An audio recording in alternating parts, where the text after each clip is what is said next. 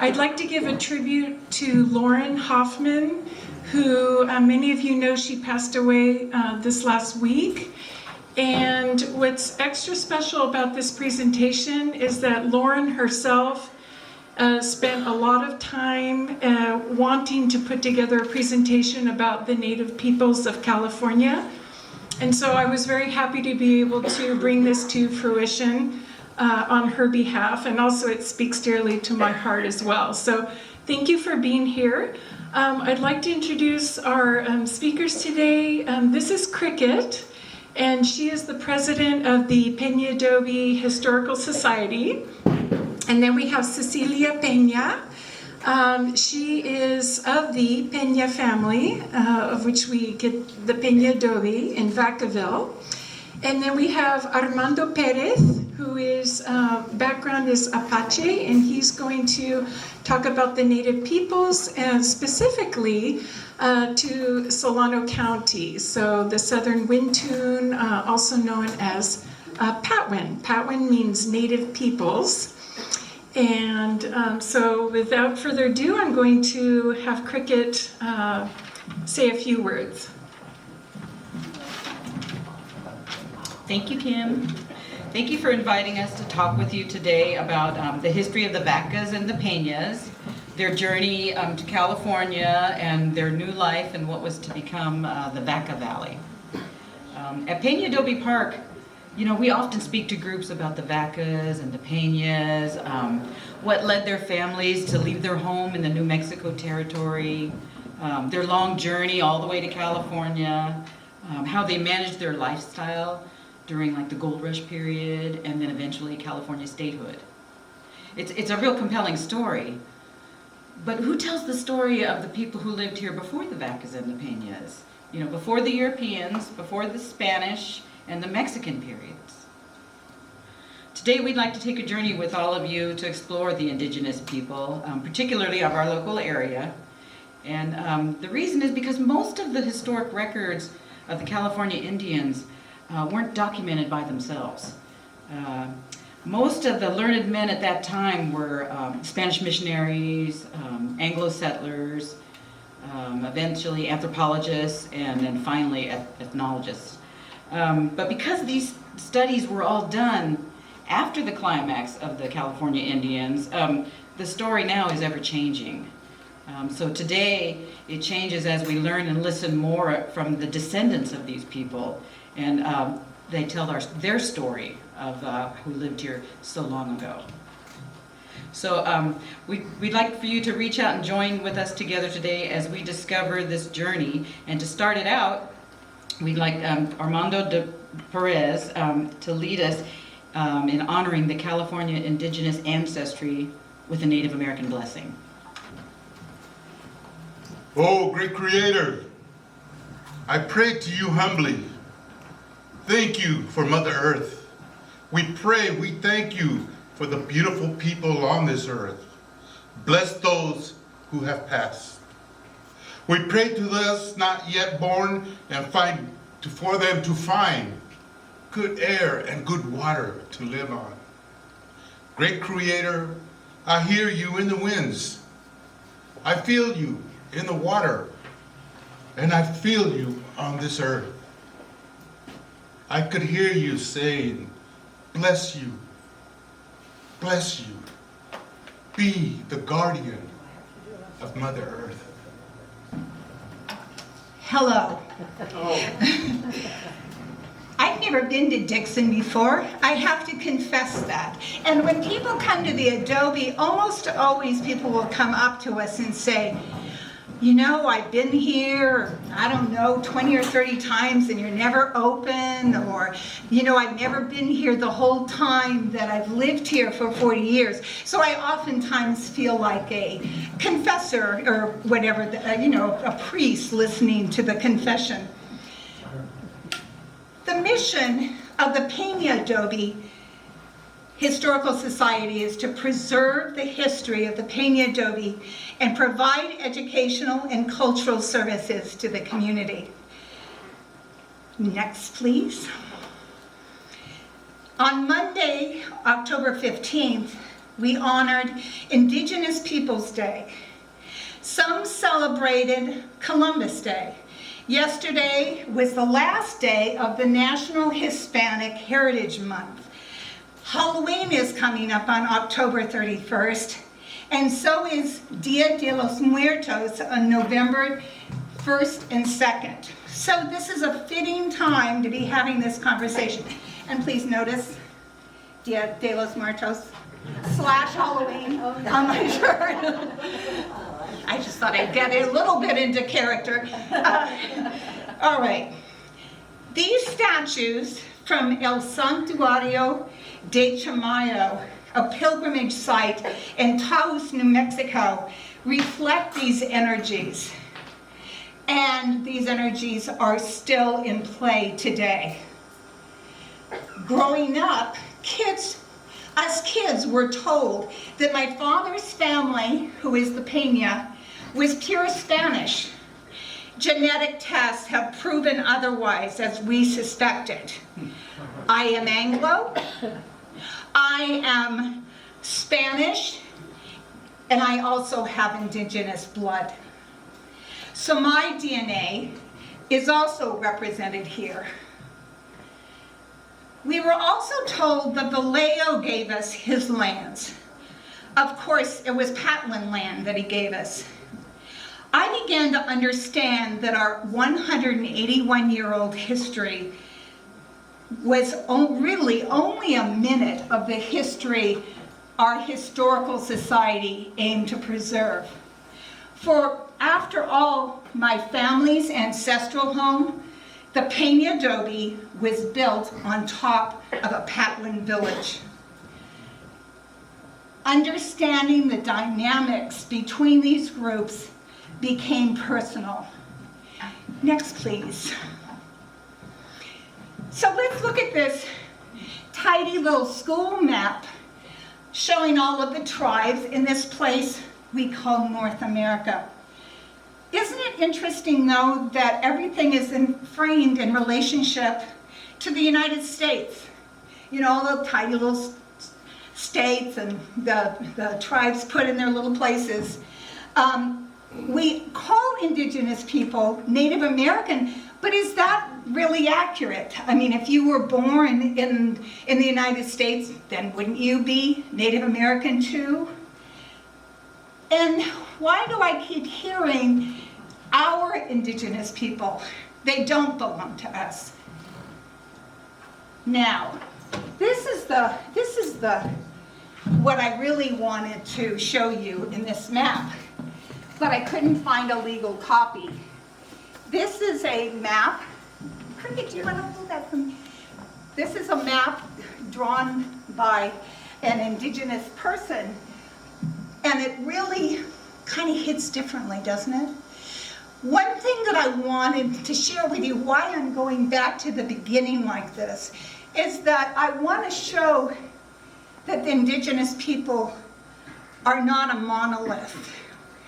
Their cultures are so diverse and so varied that we can't just say, oh, well, that's the indigenous way of thinking or whatever. They're diverse.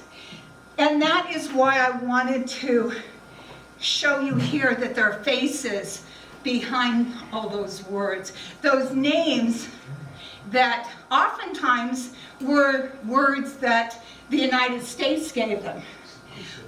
You can put that down. We'll put, I'll take, do you want me to put it over here? All right, I have to take a breath here, I'm a little nervous. Prior to the arrival of European explorers in the Americas in 1492, it is estimated that the population of the continent was around 60 million people. But there was a lack of understanding of the trade that occurred between people and their movement from place to place. All of the trail systems are from earlier times, like the Old Spanish Trail, the Santa Fe Trail. All those trails were indigenous trails. In Chaco Canyon, for example, which is in the southwest, which is in the Four Corners area of the Southwest, they had cacao. They had macaws from tropical regions. They went and got them. They had seashells from the Gulf of Mexico and the California seashore. So couldn't the count of individuals be too low then? Because by the time people started counting indigenous peoples, it was already too late. Contact had already been made, and already just damage of our being there was disastrous. And look how today it's so hard to keep track of things like COVID. How in the world could you keep track of anything like that, or the impact of some of the pathogens around at the time? Next, please. You know, we used to think that it was all people had come over the Beringia land bridge, and with the discovery of these footprints, which pushed back the time of people being here 23,000 years. You know, what else are we going to find? So I want to kind of keep it open now. How long have people been here? They even have found out now that the bridge itself was not just a bridge. It was actually a place where people lived. People lived along that bridge. So we don't know really how long ago, not really. Next, please. But let's use the number of 60 million. Here's New Spain. Between 1492 and 1600, 90% of the indigenous populations in the Americas had died.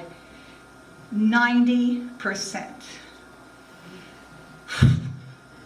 It's hard to confront that, you know? So anyway, that means about 55 million people perished because of violence and never before seen pathogens like smallpox, measles, and influenza.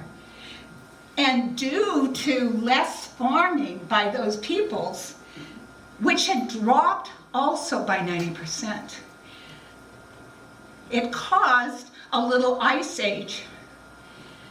Antarctic ice cores samples dating back to the 1500s and the 1600s confirm the decrease in carbon dioxide. It's amazing. Now maybe it wasn't all caused by the people not farming, but it was probably a chunk. So for nearly 350 years, Spain conquered and settled most of South America, the Caribbean, and the American Southwest. Spain's purposes to colonize Mexico and the other colonies were to gain new land, resources, and to spread Christianity. They opened up trade with other countries in order to get profits and further spread Christianity. Here are some highlights. In 1493, the Pope told Catholic countries to plant a flag and a cross in a land not claimed by any other Christian ruler, and it's yours. In 1533, the conquistadors entered Baja California for the first time and named what they thought was an island in honor of Califia. There's Califia over there, who was the mythical queen of a mythical island paradise with warrior black women.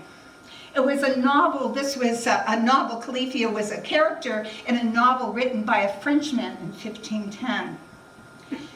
In 1537, the Pope declared the indigenous peoples of the Americas were, quote, truly men, and that they are not only capable of understanding the Catholic faith, but according to our information, they desire exceedingly to receive it, end of quote. Now you have to realize, this was in 1537, this was after a long discussion about whether or not indigenous people were really human, okay?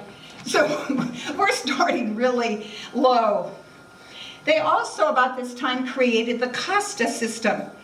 It was a hierarchical ordering of racial groups according to their proportion of Spanish blood. And it was created to explain mixed race families to those back in Spain. But this racial hierarchy remained in place long after the Spanish had left. The casta system was created by the Spanish to maintain their power and superiority to other racial groups in the colonies. I believed it even informed my own family of who they were. And next time when I talk to you again, we can talk more about what I mean. But right now we'll go on with Spain. In 1542, Cortez and his men sailed north to Alta California, reaching Santa Barbara. In 1680, the Pueblo Revolt. It was a revolution against Spanish religious, economic, and political institution imposed upon the Pueblos. It is the only successful native uprising against a colonizing power in North America. The successful revolt forced the Spanish back to today's borders and established a different power dynamic upon their return, called La Reconquista. The Pueblo Revolt holds great historical significance because it helped ensure the survival of Pueblo cultural traditions, lands, languages, religions, and sovereignty. In the late 16th century, besides the Spanish Empire, England, France, and the Dutch Republic launched major colonization programs in North America. They wanted a piece too. In 1769, the first mission was created in San Diego, in Alta California by Portola. In 1790s, Juan Felipe and Isabel Peña, my great-great-grandparents, and Juan Manuel Vaca, Juan Felipe's business partner, were born in the area around Santa Fe, New Mexico. Next, please. Mexico. In 1821, the Spanish colony of Mexico won its freedom from Spain, and Alta California, which encompasses present-day California, passed quietly into Mexican control. Mexico wanted independence because they thought Spain was corrupt and were stealing resources from them. Plus, for them, trade was too restrictive. And from 1821 until the Mexican-American War 20 years later, the Santa Fe Trail was a two-way international commercial highway used by both Mexican and American traders.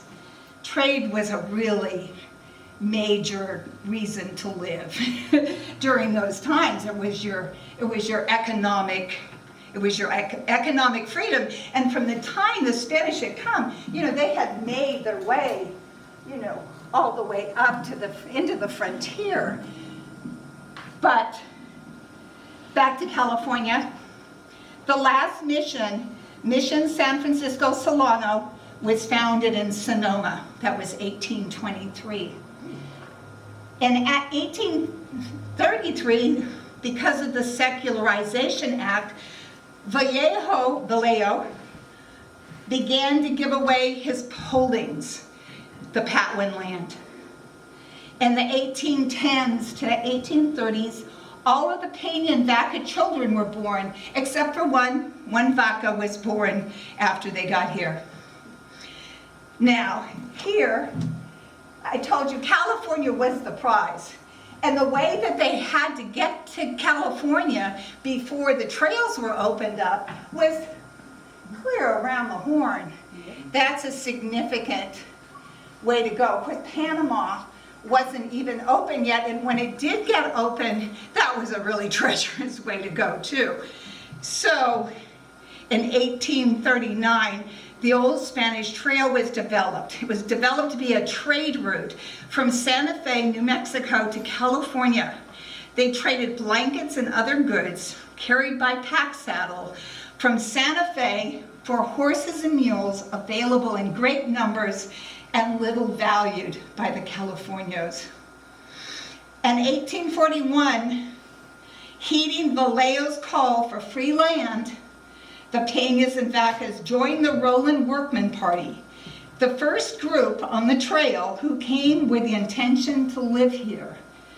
These traders and ranchers had reasons to leave, lots of them. The political unrest. It were difficult times in New Mexico. There was a lot of corruption. The U.S. was lapping at their heels, and the desire to come here was stronger than anything. I mean, imagine taking your children on this 1,200-mile journey by foot to find a better life. But that's what they did. They understood. They were tradespeople, they were merchants, they were traders, and they understood the opportunity that existed in California. Now, who wouldn't want to go to California, right? I mean, this promised land, this paradise. Oops. But these people understood the Western movement. They understood what was happening, they could see it happening, and they wanted to get there first. Next, please. I'm not going to spend a lot of time on the U.S. right now, today, but I wanted to show you this. I want to include it here because it was another force. And I'm not going to even discuss the eastern part of the United States. We're in the Southwest and West for this conversation. We came with Americans, thus the name Roland Workman, who were fleeing from the governor of New Mexico, who was a relative, actually, of Isabel Peña. So these people even harbored interest in the ideals of the U.S.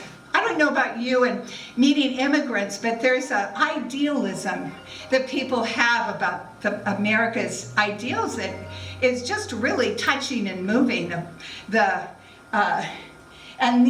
These people were very interested in those ideals and, of course, interested in the trade opportunities of the opening up of it all. Okay, so I don't want, we're gonna meet up with the United States again when we get to California in our next talk in February, where we meet during the gold rush. That's when we really get to know more about the United States.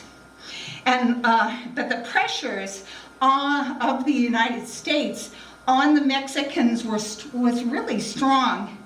Once the Mexican-American War started in 1846, America's army followed the Santa Fe Trail. That very trail that they co-used now became the way that they invaded Mexico. So it was inevitable. But regrettably, for a lot of people, the United States came sooner than anyone could have imagined. Next, please. So, since the Reconquista, which was the return of the Spanish after the Pueblo revolt, they were kicked out for 12 years. So when they returned, they turned over a new leaf, and they actually told the people they could now have their own religion. This was important to the people that they were now living and working with. They worked alongside the Pueblo people. This is a 2,000-year-old Pueblo dwelling, this apartment building built by the people in Taos. This is Chaco Canyon that I talked to you about. This is a woman from a Pueblo, Acoma. My great-great-grandmother was actually born in the Jimenez Pueblo, and that's likely where my indigenous ancestry comes from. So they lived alongside the Pueblo people. And these groups, like this is Apache and the Comanche, who had firearms, they had horses.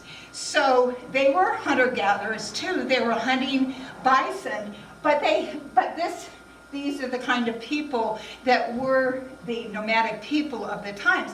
Often the Pueblo and the colonists would team up together against these groups of people. Oftentimes what happened is that these people were captured by the Spanish and raised in their own homes. These people in this area were called Genízaro.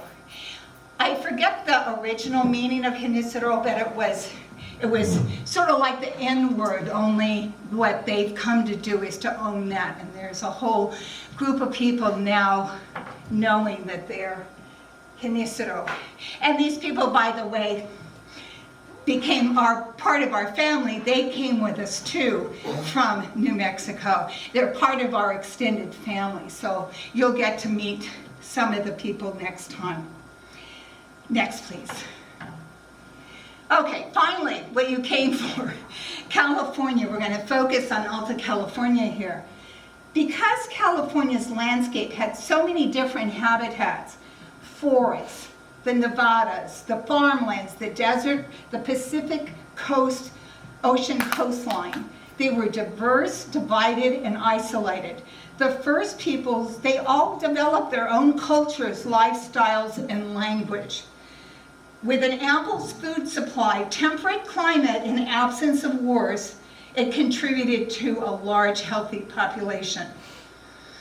There was evidence of human occupation of California from at least 19,000 years ago. This is what we know so far. Again, are these timetables right?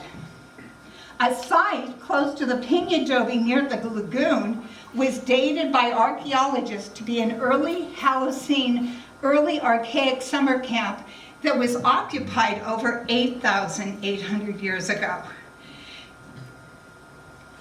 California pre-contact population was estimated at 300,000 people.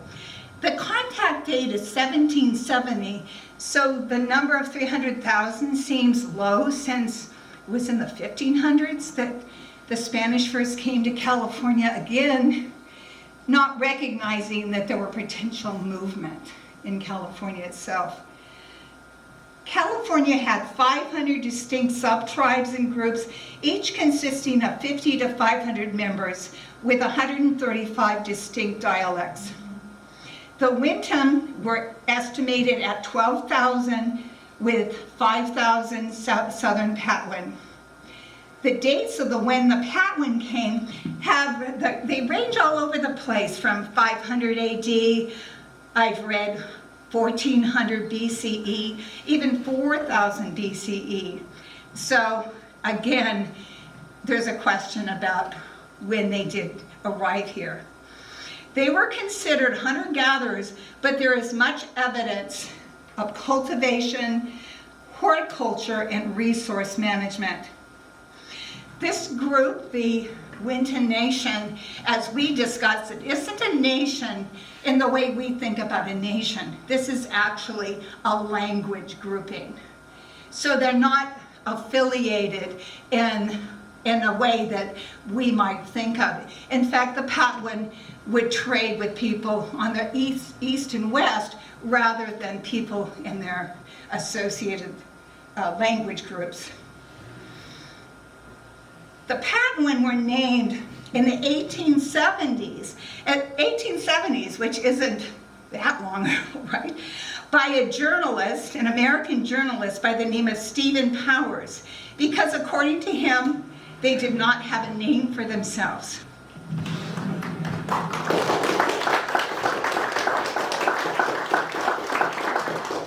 Thank you, Cecilia, and thank you for inviting me to speak here today. I'm going to try to have you feel how the people actually felt and lived in that era. Like Cecilia said, the Southern Patwin were the indigenous people of Solana County. And what I'm going to do is just break this down into the people of the Lagoon Valley and Vacaville, Fairfield, and Suisun. Next. The land, oh my God, Mother Earth. Mother Earth. Water is life. So everywhere you went and found an establishment in those days, there was water. Which water attracts other lives. The game, the birds, the beautiful ground to plow and to grow. I grew up in my first 20 years working on fields and understanding the ground of productivity and the importance of the productivity. And these people did too, but they didn't spend much time tearing down the land and trying to grow things with seed. What they would do is they would just take care of patches of the wild, beautiful vegetation that produced something that they can eat and be edible. The tribalists here were main ones that I want to discuss are the Susuni. They live in their environment of mostly the marshes and the deer and ducks. That's the area. The ones in the Lagoon Valley, it was like the plains. There was plenty of antelope and deer that they could go hunt and look and survive. They made their own tools to work and go hunting or fishing, but that's how they were living. And as you can see, they would use their environment to make shelter, their homes. And everything around, they would find a way to survive. Everything was handmade. And when I speak to the kids during the summer camps at Peña-Vaca camp, they are just shocked to hear that there was no telephones. They couldn't watch cartoons on TV. There was no TV. And I said, if you wanted to eat, you would have to wait till the mama produced whatever she could cook for the day. You couldn't go to Taco Bell.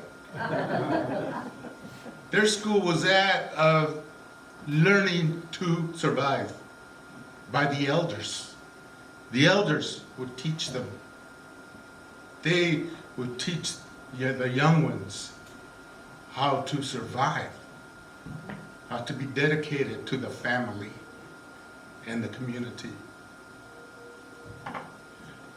One time after I finished lecturing to those little kids, one little kid walked up and looks at me and he says, "Do you still live in a teepee?" No, I have a 3-bedroom home. That's the way kids are, I love them. Another one says, "Are you a real Indian?" Then questioned me like, "You're not really real." They've been watching too much TV. Too much John Wayne stuff, you know. But anyway, that's the way kids are. And they're so enjoyable, so bright. And I always bring up and mention to protect Mother Earth. It's your generation next. You are going to face the problems of this earth. So be aware. Learn to protect our Mother Earth. Next. So these are the areas that I was talking about of the different nations or tribes. For each section that they lived in is what they produced to survive, to use the sources that they survived. Up north you would have, in Sacramento River, you would have excellent fishermen. Excellent fishermen. There was the river, they could just go right there. In the plains you would have the Patwin, like in the Lagoon Valley, where they were productivity of plants. And they use those resources. And then, of course, like I said, the Susuni nation that knew how to track and take down like ducks, elk. So they were expert hunters. They were excellent hunters.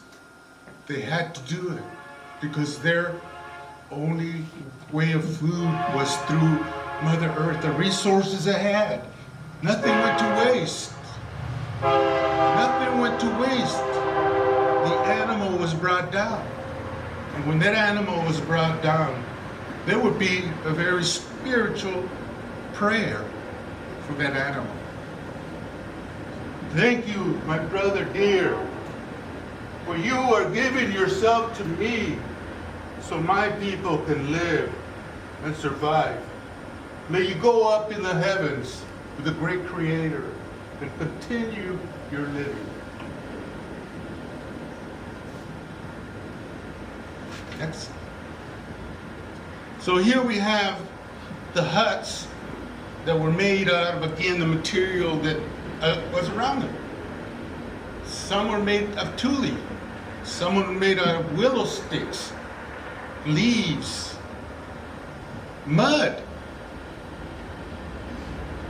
Some in the northern part up by the redwoods, they would make their huts out of long pieces of bark from the redwoods. And you can actually see, if you go to Yosemite, there are replicas of that village and how they used to live and make their way. This is a photo of a canoe big enough to hold up to 5 people. Probably usually they would only have enough for 2, the father and maybe the son, to go out fishing, go fishing, try to net down some ducks, mud hens, whatever they could get. For every day was a task to survive and live.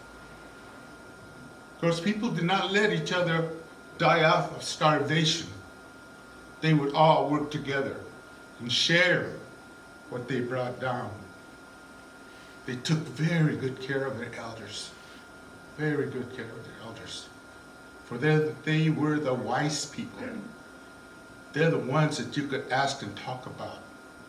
For they knew already from their past what was going on with the environment, the animals. Next, please. Hunting. Hunting was so important to the people. The little guys would start to learn to hunt, but they would have to learn how to make a bow and how to make their arrows. Again, the grandpas were there, the grandmas to help them out. And they could go out on the fields and practice their hunting and bring it back home to mama so that it could be cleaned and used for food. They would use the little girls to go out with their little baskets made out of tule. They would make tule baskets, long.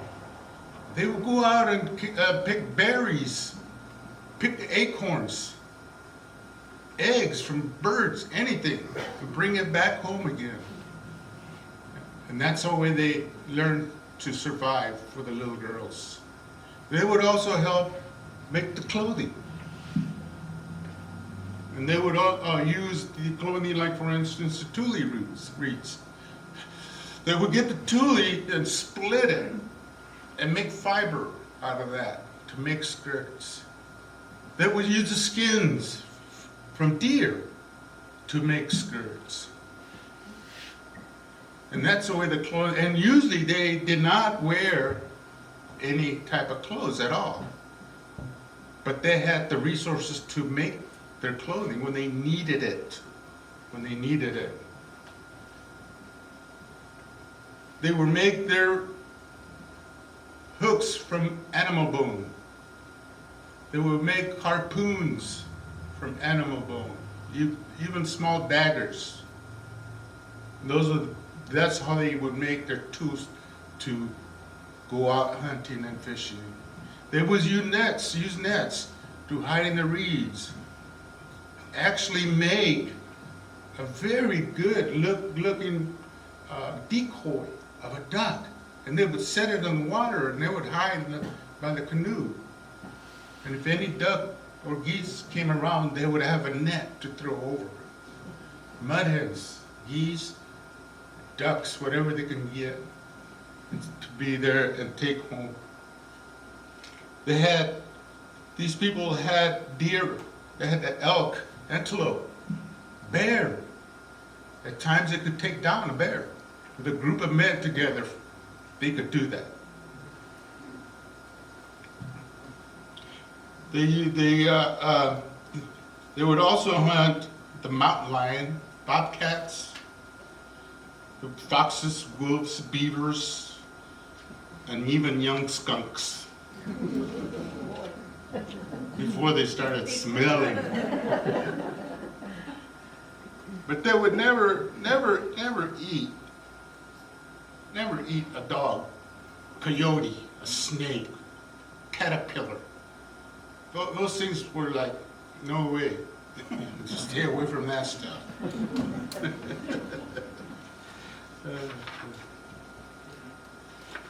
Next. Gathering was so important, and again, they had the Graham girls go out and gather all these acorns. There were hundreds of oak trees around this valley, around this area, hundreds.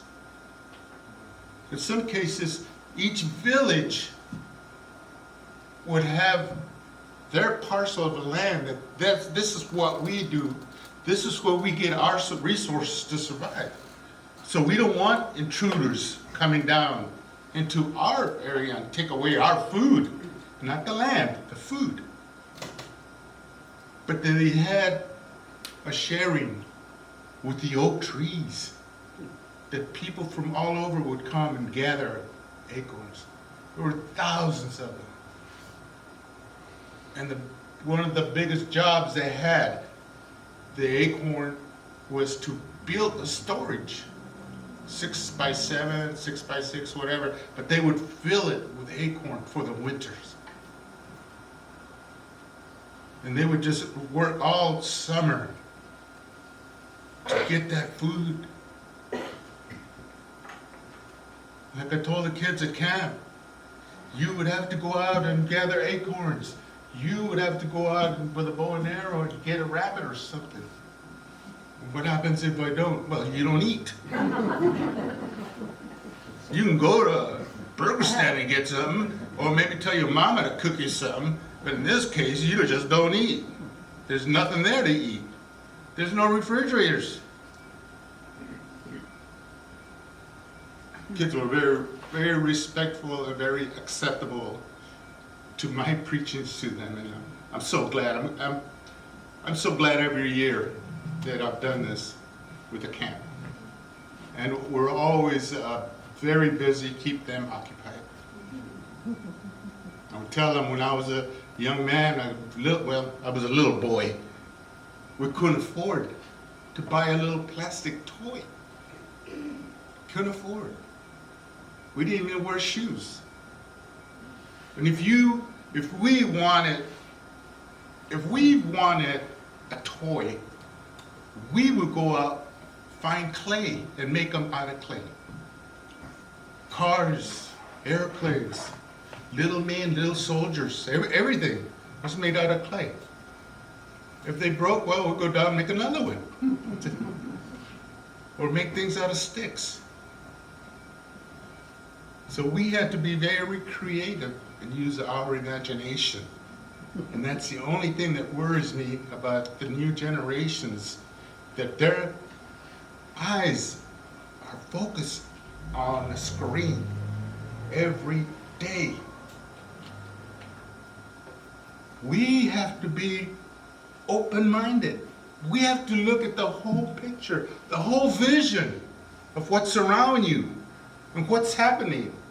When you walk in a room, notice right away what's around you. Know where you're at. Know who's in the room. Anyway, they would store the acorns for the whole summer, and make sure it's full, it's a full bin for that group that's in that area to have food for the winter. And you know, winters without a house but a hut is very tough. It's just like when I used to live in a little migrant camp. We just had a little room. We would sleep on the floor. We had one belly stove, and most of the time that we rotate to keep the fire all night, and I love doing that because we'd go out, get all the wood, pile it right there. I'm right next to the heat. That was my job, right? So I would keep the stove going all night long to keep the little shack place nice and cozy and warm. Even though we had no insulation, nothing. We just had big cracks on the pine wood that was making the shack, right? But we would stuff it with cotton. And sometimes we would make glue out of flour and put newspapers all over. So I have the Sunday comics every day. Didn't have a TV, but I had comics. Okay, next.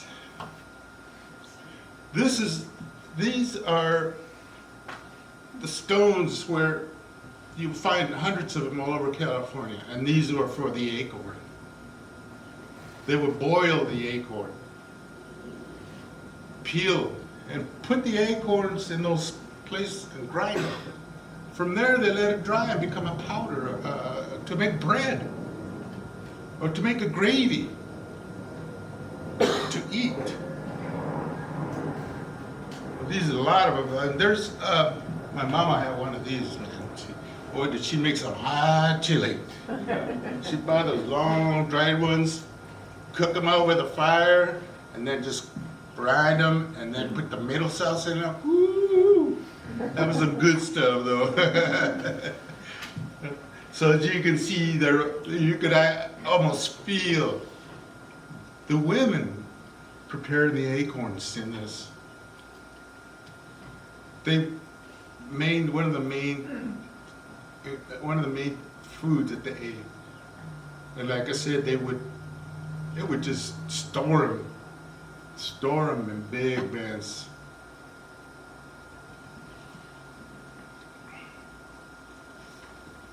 Next. Baskets. Oh boy, this is their dishes that they used to have. Patiently, the elders and women would sit and make beautiful baskets. And each one was identified by the pattern that they had, by the pattern of the actual basket, the design on the basket. And you can identify them, the group that made them. My favorite one is, we have at the museum, is the one with the people all around holding hands. That to me is very beautiful, because they were in a community. And some of these were used for food to eat out of. Some, the big strong ones, they were so tight that you could actually carry water in them. The materials they used, they were so tight. The twine that they used was so tight. The willow sticks or branches, they knew which ones were the best. And the girls would go out and find them and make these beautiful baskets. They also would make a papoose for the children. When we were out working in the field picking cotton, my mother would sometimes use a cloth, an old sheet or something, to strap on the baby in the back. And there she was, strapped in and picking cotton at the same time, all the way down. There was 9 kids in our family, and we all loved my mama. She was a good woman. She was a very hard-working woman. All her life she spent out in the fields working, sometimes in restaurants, but mostly she knew everything about the agricultural work. And she kept clothes on us, and she fed us and had we had a shelter roof. I would have to wait for my brother, then myself, to get new clothes. Next, please. As you can see, this is a picture of the tools. Again, this is all from Mother Nature, Mother Earth. Obsidian. They use arrows, harpoons. They use big glass beads. The girls will love this, to dress up and wear a necklace. They did. They loved those. Look at that. They're right there. They use obsidian for scrapers to scrape off the excessive skin on leather, on the deer, to take it all that off. They had rocks. Some were used for boiling water. I was going to tell you that they boiled water in a basket. Could you believe that? They would heat up the rocks, the water's right there in the basket, they would drop the stone in there. And then they would drop another stone in there, and the water started warming up. Before you know it, they pulled out the old rock, put in the hot one over the fire, and water would start to boil, and the mama could cook. That's how she cooked, yeah, with hot water. Most of them were used for grinding, like in that stones with the holes in it, where they were there working away. Most of them were there. And the older people, they died, they would give them they put their pestle in it, the grounding rock handle, in their grave for that. That's the importance of the mama, the hard work they put in, and how they were respected, because that's their personal tool for survival. They would use wooden spoons. They would make, of course, jewelry, and also they have rocks that were charms, the pretty ones that they could find out in the mountains, and they can use that also for charms. Next, please. Clothing, well, the men didn't worry about a suit. They were all around naked. Women, though, would wear some type of a skirt, depending on the area you're in. If you're up in the mountains by a lot of antelope and deer, you could make a good skirt out of that. In the Thule area, in the marshes, they would peel the reeds, Thule reeds, and make clothing out of that, texticles out of that.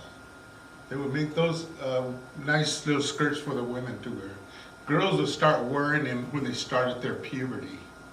That's when they started covering up, but only the bottom half. And of course it says they never wore shoes. It reminds me of me. No hats were worn either. Next, please.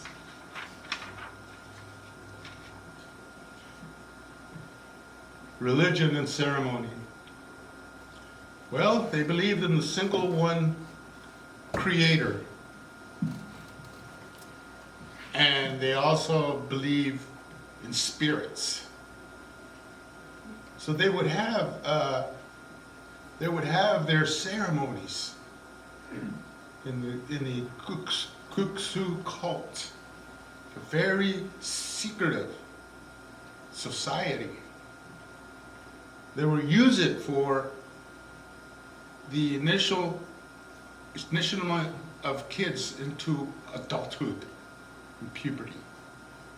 They would have a ceremony for the girls and a ceremony for the boys. And again, this is a secret cult that they would have. And they would dress up.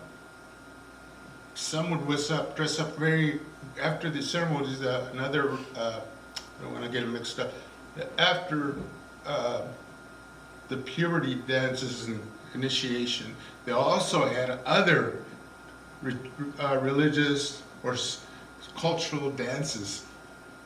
And those dances were to ward off evil spirits. or to have dress up like what you think that one spirit looked like.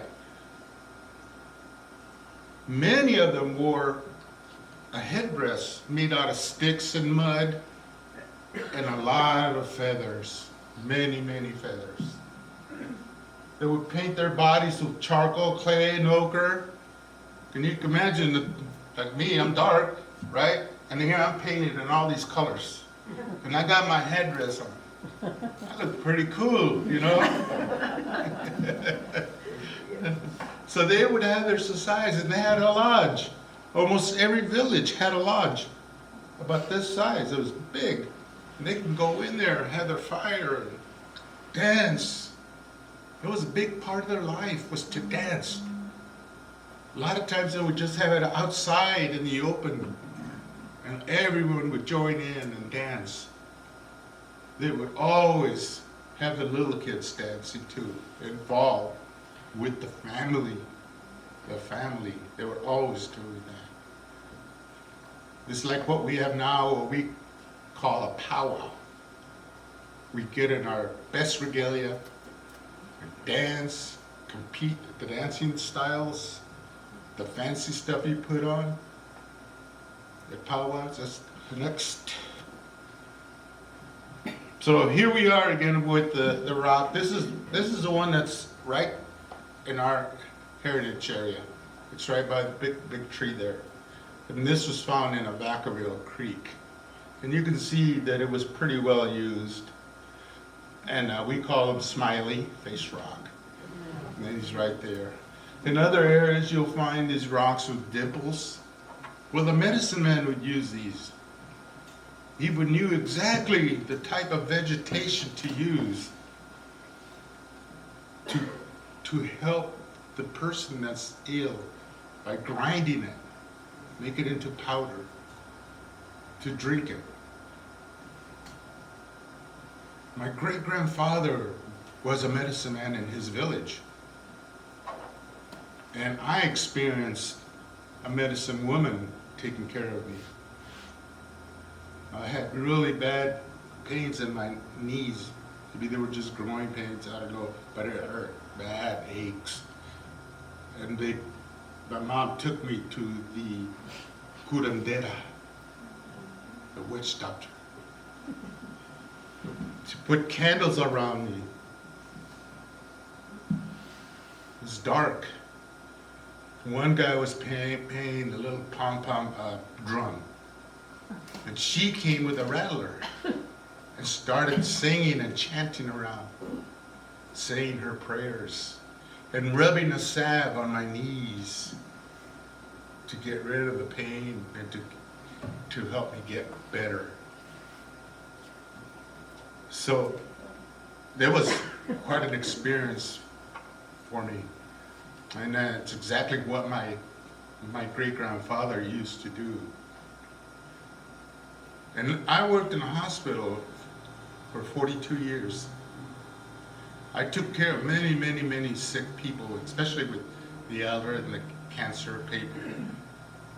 And I always told them, I said, we do all these rituals to get rid of the evil spirits. And the evil spirit is a sickness. It's not a spirit, a ghost, a monster. It's just the sickness that you have, the cancer that you have. You get all the drugs that you can. That helps. But religiously, your inner soul must fight this evil spirit. Your spirit must fight it. Your spirituality must fight it. Please, that's what you need to do. And these are patients that want to know and want to live. I didn't cram it on anybody. And that's exactly what they would do to try to get better. And then, of course, I had the very older, very sickly people. They said, you know what, Armando, I don't want to live any longer. I'm done. I wish they would just let me go. And there's a lot of truth to that about the will, the spirituality of that. So anyway, they would dance, oops, wrong one. They would make the powder here, mix it up, they would chant, say their prayers. We use a lot of sage. I use my sage and I go to my backyard and I mean, I'm not going to offend anybody in a different religion, but I believe in spirituality, and I believe that I go outside, I could pray in my backyard, I'll burn my sage and say my prayers. At times, people will ask me to do a dance for them, a healing dance, and I will.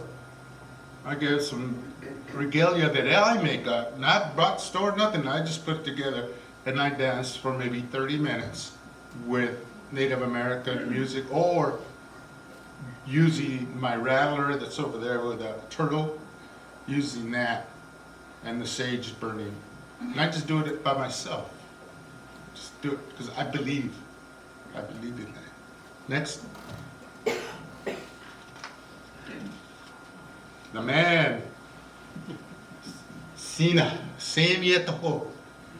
They cut out the hope, but there was one book I read said same yet the hope, but they call him Sina. Well, it's confusing, but anyway, there's so many books and stories. This man was born in 1798, and he lived to 1851. Right in the middle of a storm when the settlers were coming in. Right in the middle of a storm where the settlers from the east were coming in. With John Fremont, Kit Carson, all those people. Right about the time when he was 10 is when Moraga came over and slaughtered the Suisun village where he was born. And that village was right at the Rockville Park, right where the Martin House is at. That was their village. And I mean, the storm is when they started to tell people, blend in, get out, go north, blend in, work with the ranchers, or we'll take you to be slaves, or we'll take you to the mission and you will work there. And that's what they did, right in the middle of the storm. But Semiatoho was taken. He avoided the massacre scene in his village, but they were taken to Mission Solano. There they were giving him to the Padres, and they raised him. They raised him to be a Christian man, to learn in the Catholic religion, to convert from his savageness into a human being. And he did. He changed, completely changed. There was other stories that come on later, but that's the way this man was raised in the mission. And there's documentations that he was baptized, and from Semiatoho, he changed his name, Francisco Solano. And that was his name after that. He went through a lot of campaigns with Vallejo, but that was later on another big story. Next. Well, in that disastrous areas in time, like Cecilia was saying, there were thousands of people free living, just like I told you what they were doing, celebrating in dances, cults, religion, teaching the children to survive, living in harmony with the other nations and trading with them different things. If I don't have this, I'd like to have that. The Loni probably for shells, the Pomo over there for bows and arrows, and on and on. It just goes on that they traded for everything back and forth. At times they would even marry other people. The men would marry women to keep the peace between them. There was a conflict. It was just, like I said, it was all over not the property, but what they were living off. The deer, elk, grizzly bear. Oh, grizzly bear. I don't know if you know, but the grizzly bear was here. The big grizzly bears, they all went extinct. They all went extinct. And it was not the Pavlin. They respected the bear very much. So as you can see, there was a big change with diseases and the immune system. And even Senor Peña even mentioned it. And now we are regaining. We are coming up again. We are rebuilt ourselves. Look, we rebuilt ourselves. Look at the casinos we have. Holy moly, man! I want to be part Indian too. Shoot. But anyway, there's a lot of things to talk about that I'm to mention, and even my stories are just totally fascinating. But thank you so much for listening and for me to be your guest and give you a little insight of the past history here and part of my story too. Thank you so much.